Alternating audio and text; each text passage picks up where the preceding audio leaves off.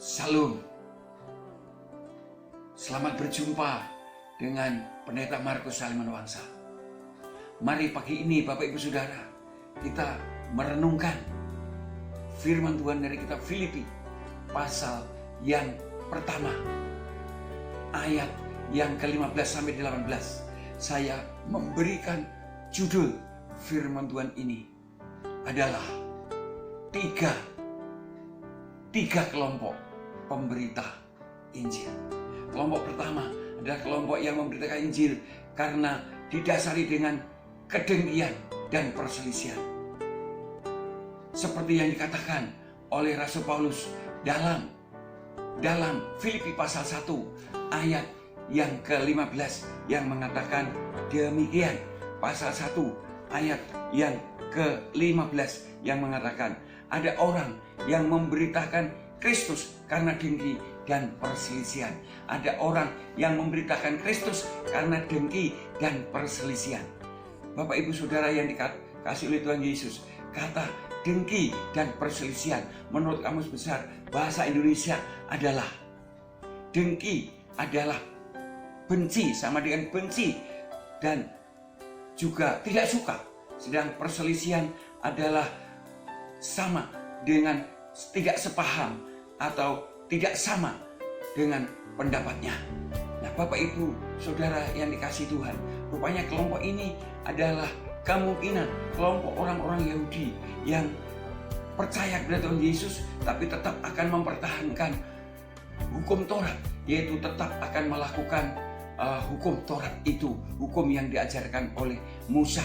Itulah sebabnya Rasul Paulus tetap akan bersukacita walaupun mereka memberitakan Injil seperti itu, karena itu seperti Rasul Paulus yang dulu juga tidak suka dengan ajaran Yesus Kristus. Dia juga benci terhadap ajaran Yesus Kristus, juga tidak sepaham dengan ajaran Yesus Kristus. Tapi kemudian dia bertobat, dia percaya Yesus, dan dia kemudian memberitakan Yesus Kristus dan hanya punya satu keyakinan bahwa keselamatan itu hanya di dalam Yesus Kristus, tidak perlu dengan melakukan hukum Taurat. Kemudian yang kedua, yaitu golongan kedua, golongan yang dikatakan oleh Rasul Paulus seperti yang dikatakan di dalam ayat 17, yang dikatakan demikian. Tetapi yang lain karena kepentingan sendiri dan dengan maksud yang tidak ikhlas, sangkanya dengan demikian mereka memperberat bebanku dalam penjara. Dari golongan yang kedua ini adalah golongan untuk mementingkan diri sendiri dengan maksud yang tidak ikhlas.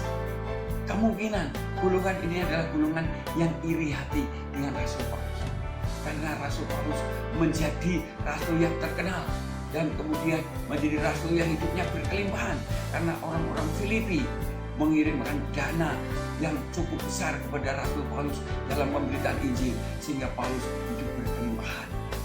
Itu yang pertama. Kemudian juga dia punya pendapat bahwa rasul yang baik itu tidak mungkin dipenjarakan, sebab rasul yang baik itu mesti dilindungi oleh Tuhan Yesus Kristus sehingga tidak dipenjarakan.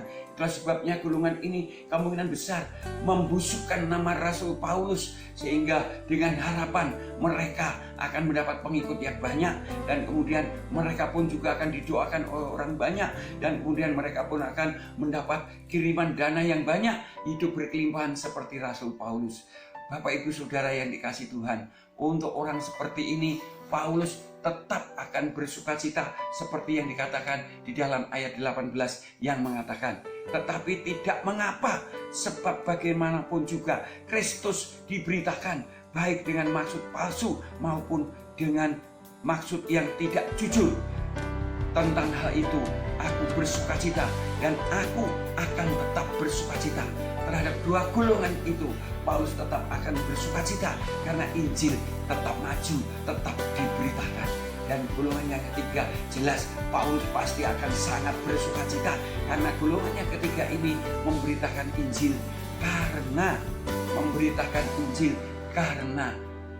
bermaksud baik, seperti yang dikatakan dalam ayat yang ke-15b dan ayat yang ke-16 yang mengatakan begini.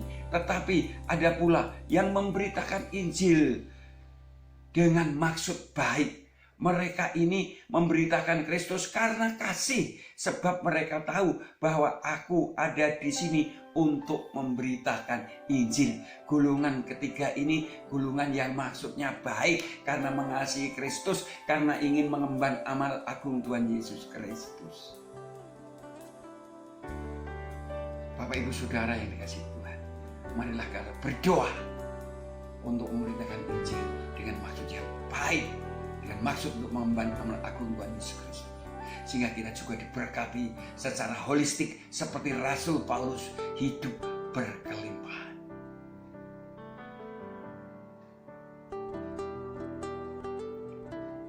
Amin. Selamat pagi, selamat beraktivitas. Tuhan